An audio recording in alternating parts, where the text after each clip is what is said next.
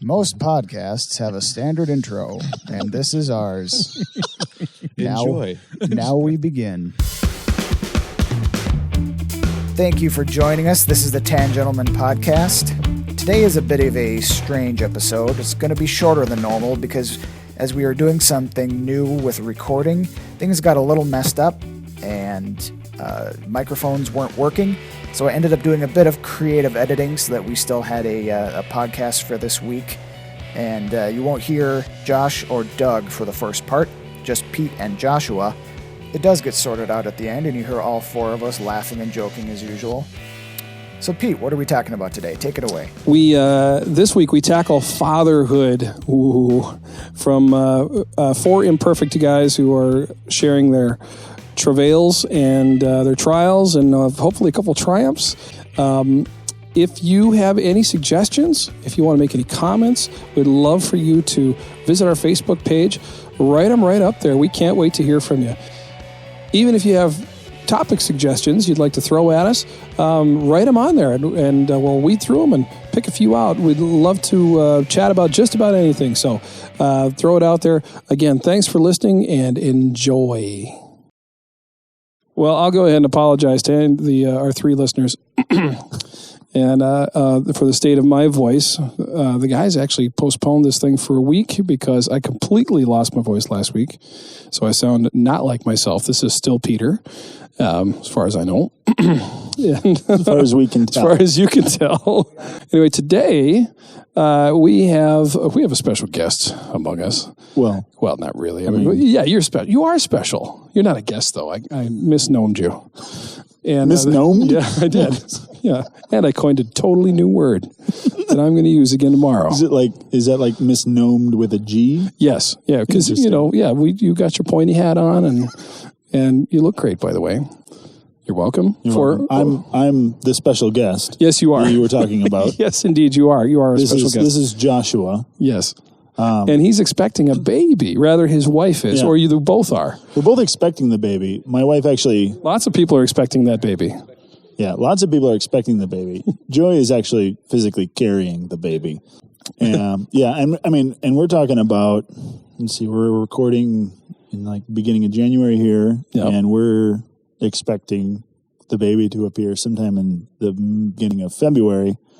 So we're definitely well into when I look at my wife's stomach, it looks like the movie Alien phase. So, yeah, it's pretty intense. I love that. That was one of my favorite things about my wife's pregnancy, is being able to just, when she'd lay in bed and you get really quiet, and of course that's when the baby wakes up and wants to do the Macarena. But watching those feet and hands or butt prints or whatever that is sticking out of the sidewalls, you're just like, oh, man, my goodness, it's just awesome.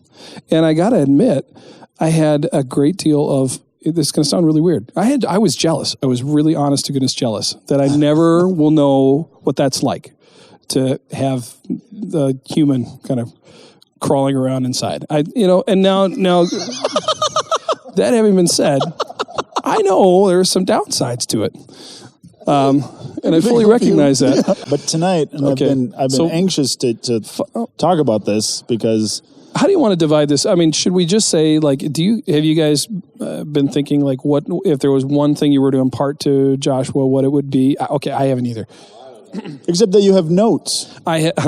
You're not supposed to reveal my secrets. Pete, you have notes. I did, I feel like maybe you should go first. You have notes. I don't want to buzz through all my notes. It'll be Pete, the first time you preached through all your notes. We'll interrupt you. That's true. Okay, all right. It will be okay. Well, okay.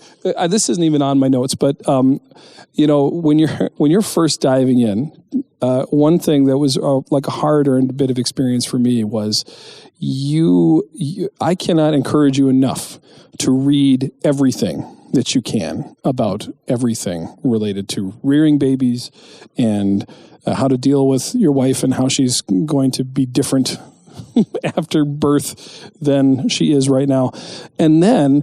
Going in armed with that knowledge, be prepared to throw everything out because the books don't have all the answers, which is really weird because you want to be prepared, but you still have to, in essence, figure everything out for yourself at the same time, because people are infinitely complex. I can give you a specific example.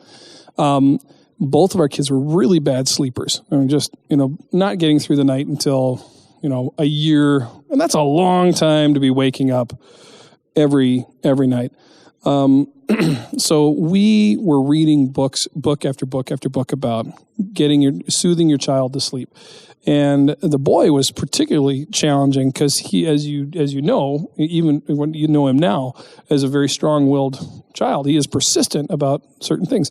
That was true even as he was a baby. He would wake up and he would eat 1.5 ounces of his bottle, and he would clamp down, close his mouth. He would not eat anymore, and he would go to sleep that way. Totally mouth closed, eyes closed. You're trying to ram that bottle as gently in there. You're like, no, I did not get up for 1.5 ounces. No, you were going to sleep after you eat. Come on, my boy. But no, that's just how he was. So we were reading all these books about swaddling and rocking and soothing and all this stuff. And there was one time, Annika was a bad sleeper too. I was up with one of them having done the whole swaddling thing to a T for this book. It was like guaranteed put your child to sleep book, or your money back kind of thing, So I was swaddling one of the kids and rocking him and doing all this, and nothing. It was not working. And so at 2 a.m, I'm looking through this book for the guy's phone number because I want to call him and say, your book, your guarantee means nothing right now. This is terrible. So all that stuff to say, there's going to be some stuff that just doesn't work, and you just have to do your best, So, in the global scheme of things, the best advice I can give is just, try to keep your head in all things. Think on your feet, and be willing to reroute anything at any time that doesn't compromise your bedrock values, but you will find yourself doing and saying things that you never thought you would do or say, finish your chips. Why am I telling my kid to finish his potato chips? Why? Because I put them on the plate. Is that a value that I have? I don't know. Anyway, but yeah, so it's a challenge because you just don't, you're of course more than welcome to ask us at any time for, things. Yeah. And I think, anytime. So I may not pick up the phone. Yeah, you can attempt. I haven't taught you guys about do not disturb, have I? Oh yeah. See, then I put that to good effect. Taught you too well. I have so many questions that I don't have one. You know what I mean? Like, oh yeah. You guys have known me pretty well, so you guys know me pretty well. So this is going to be mostly for the benefit of the listeners. But I like roadmaps. So when I had to learn a manual transmission not too long ago, I needed somebody to demonstrate it, and then I needed somebody sitting there doing it while I was doing it. And I had to and I sat there and I said, well, what if this? Well, what if this? Well, what if this? And I think I was driving him crazy by the end of it because I was coming up with scenarios that I've still never run into. Mm-hmm. I also haven't run into anything, which is great. I understand that there's no way that can happen in this situation. But if we can get as close as we can just so I feel a little comfortable. Being humble, owning a lot of humility. Being a leader, but being a humble leader is really a key because you can do that. And if you can own a mistake and admit that you made a mistake, both I think your wife and as your kids grow and they recognize that you're not infallible, and they will think that for a while, which is wonderful. It's awesome. It's awesome to think. I mean, they look at you like a bona fide superhero, which is so cool. But then the shades come off, darn it. But even during that phase, they'll see you screw up. They'll see you do things that are not right. If you can own that, and if you have to apologize, do so, and do so quickly and completely and humbly.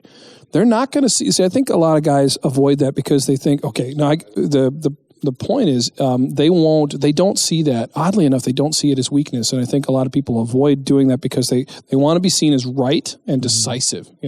I'm sticking to my guns on this thing because because I need to not show that I'm weak, But that's not going to help. If you're sticking to something that's wrong, that's not going to help anybody. And the kids will see, you will model for them integrity, in a way that it goes way beyond anything that you can ever preach to them. If you're willing to even, with your wife as well, in front of the kids, if you've made a mistake that they all witnessed, to say to her in front of the kids, honey, I'm really sorry. I screwed up and I'm going to get better. And they won't see that as weakness. They will see that as remarkable strength. And you can see that there's a respect that'll come from your transparency in that. So I can't encourage that. Just dial back the need to be right. I think Lou talked about it this morning. He said it's not about who's right, but Lou Samuel spoke at church this morning. Not so much about who's right, but what is right. What's the right thing? And if you stick to that, then you're going to be ahead than trying to prove that you were right when you weren't. That's going to help you a lot. Mm. And it's going to help with the just child rearing in general too. I mean, you're going to make mistakes. So, due dates are not an exact science, which means little baby could be here. Like, I have a work schedule out far enough that baby could be there, and that's only a few weeks out. Like, baby could be here. And it's like we were baby shopping today, not shopping for babies, but buying things for the baby.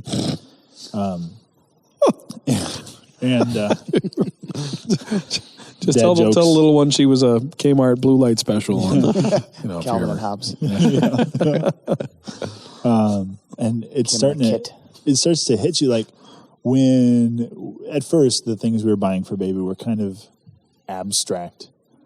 Like, we got some drying mat, and you look at it, and in your brain you're like, well, this drying mat has other uses. Like, I can dry things on this drying mat. Mm-hmm.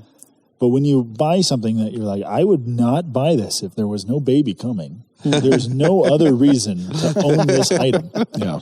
That's when it starts to really, and then you start thinking like, okay, so I had that experience growing up. I don't want to repeat that experience to my kid. And then I'm worst case scenario guy because I think entirely too much. And I like to write, and writers, like any writer will tell you like your job is to come up with the worst case scenario. Like, that's what you do. You need to raise conflict. And so you think, well, what if I do this? What if I do this? What if, baby's choking? I don't know. Like, and then of course. Have you done CPR? Not yet, but it's coming. You need not to. Yeah, that's because sadly I've had to put that into use. Yeah, it's worth a worthwhile skill. Okay, not sorry. But it's just you just apologized for recommending CPR. No, training. I'm sorry for interrupting. Yeah, no, I'm sorry for no. Yeah. That's an important Please point. don't tell anybody. Please don't tell anybody I went to CPR. I don't like. Yeah, I don't tell just anybody that. CPR. Check. Yeah, right. Good.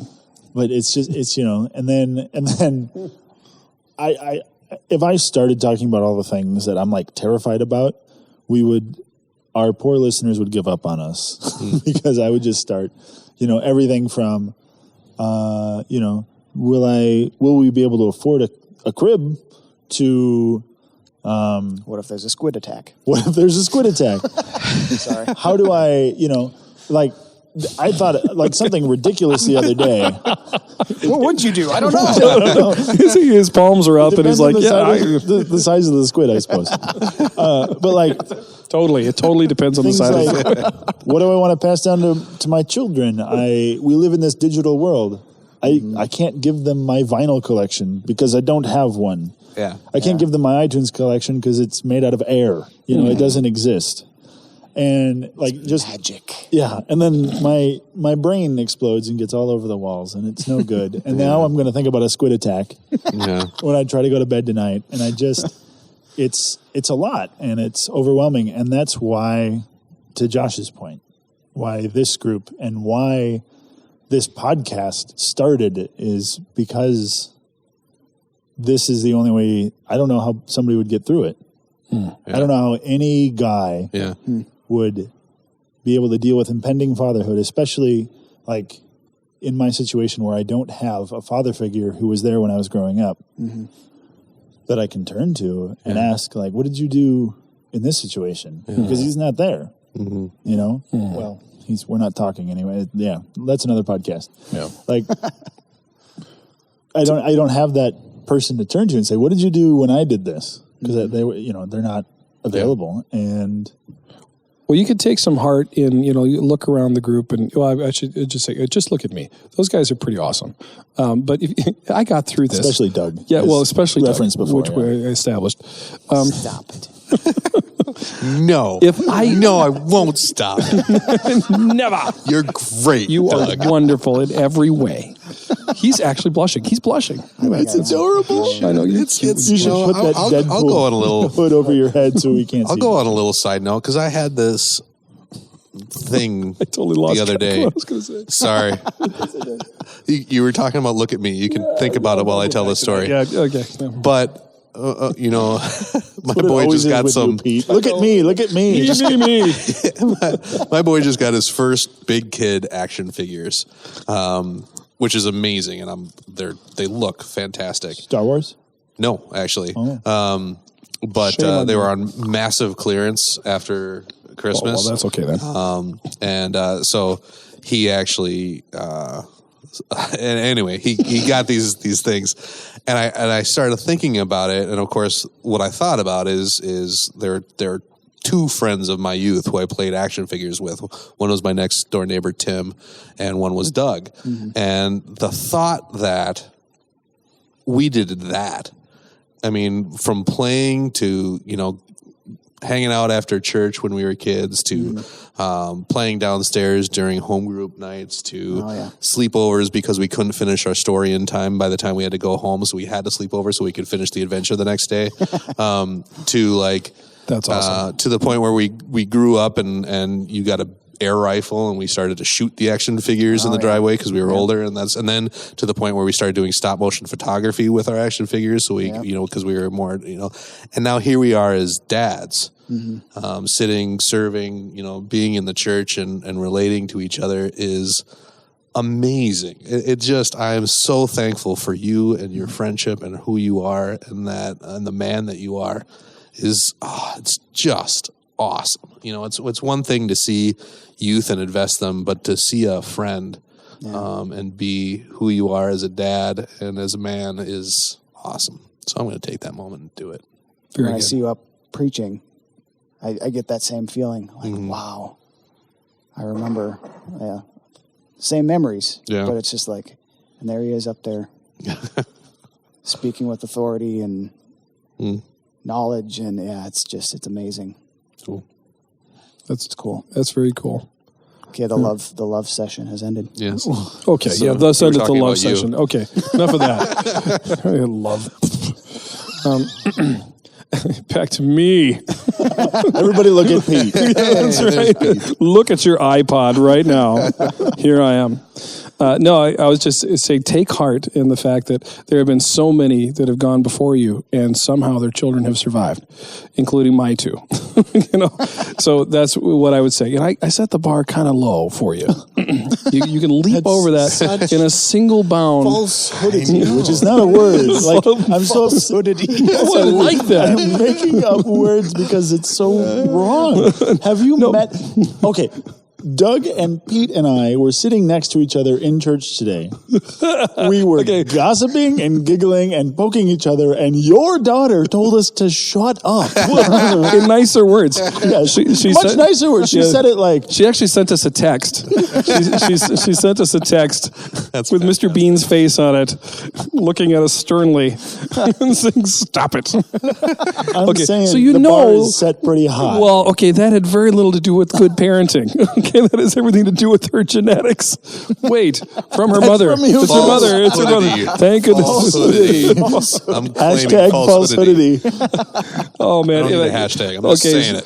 Falsehood. I am doing my best not to just absolutely burst my buttons with pride over my children, and that will happen too. But yes, that's especially pants buttons. Man, the food. It's not pride. So much food. Yeah. I did. With Kyle's pregnancy, I put on about 50 pounds. It was sympathy eating is what it was. And then the twins, my wife could not get enough ice cream. Oh yeah. Yeah. There always had to be a gallon of ice cream in the freezer. That's wonderful. And I can't let her suffer alone. Why don't you call me? You could have called me up. Whenever you see somebody out. eating ice cream, you have to have ice cream. Yeah, no, it's true. Yeah. And I don't even like ice cream. Right, that's true. I did end up buying sherbet for myself because I prefer it to ice cream. But yeah, anyway, sorry. And I've yet to Sheer Belly went away. That was 7 years ago. That was a long time for me to have all this back pain. Can't get comfortable when I sleep. I'm hot all the time. Like so many thoughts entered my head at the same time. I feel like there's something kicking in there. I don't know. That's just gas. I'm sure it's from the Papa Murphy's pizza. Yeah. I think, but guys, dudes, we have to stop. Oh man. It's been like way longer than our usual ones. That is true. We apologize, sort of. Not really. If you're still here, wow. Well done, people. Well done. If you're still here, congratulations. Can I share one more thing real quick? You may. Yes. Okay, so... talking to your microphone, though. Yeah, I will talk. Thank you, Doug. Thank you. See, again, I need parenting even now. My mother still thinks I'm going to turn into something special. She has hope. Anyway, so this is a verse, Ephesians 6:4. This one really hits me. So it's right after the husbands love your wives. Mm-hmm. Wives submit to your husbands. Fathers, do not exasperate your children. That's a tough one. It's a real tough one because it is so easy to sometimes just to win an argument, do something that you know it's going to make them mad, but it's going to shut them down. Yeah. And it's not the right thing to do. It's not good to wind your kid up just because, or because you want to be right.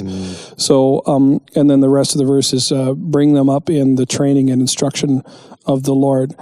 But that's a real tough one to not exasperate your children. And I think exasperate is the exact right word because I have seen that look on their faces. They're just, I'm so mad at what you're doing, And then to be able to just roll back, again, take that deep breath and say, okay, let's figure this out.